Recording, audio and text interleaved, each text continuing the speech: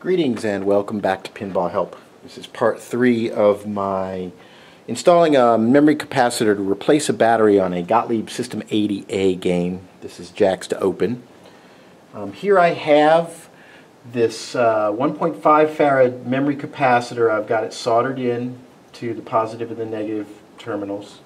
And now I'm just going to put a dab of glue on it and stick it to the board so it's secure.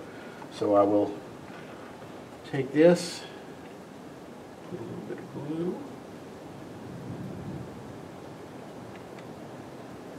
like that,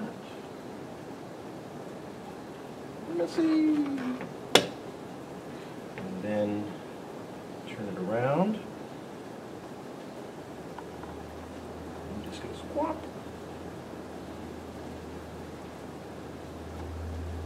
And there you have it.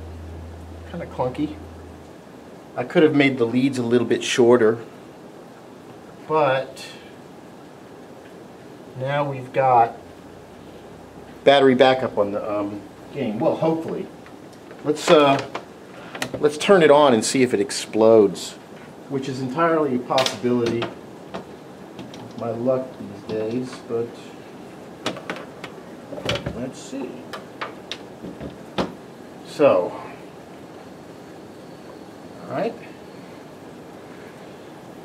First thing we'll need to do to test the game is zoom back and get a look at these displays. Okay. And then turn the game on. Okay. Displays are working. Now, let's put a credit on the machine, because before it was forgetting the credits every time the game is turned off because there's no battery in it.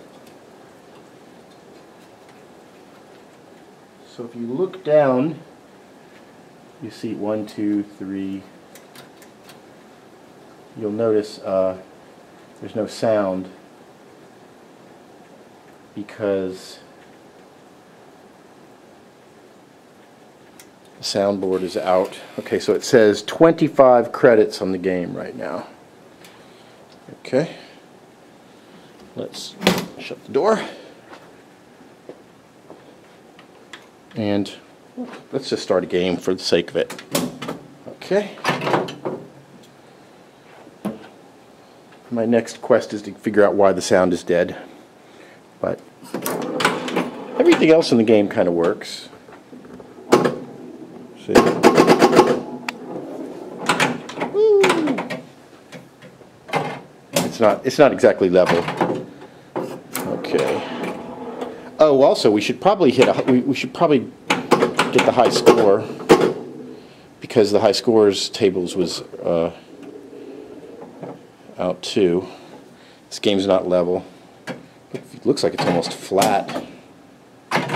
Okay, last ball. We'll just let that drain with this monstrously high score of 22,000.